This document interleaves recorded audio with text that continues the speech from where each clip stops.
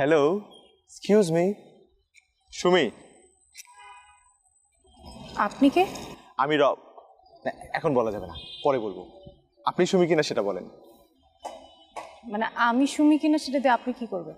সেটা আমার জানা খুব দরকার, কিন্তু তার আগে আপনি বলেন না আপনি কি সুমি কিনা শুধু।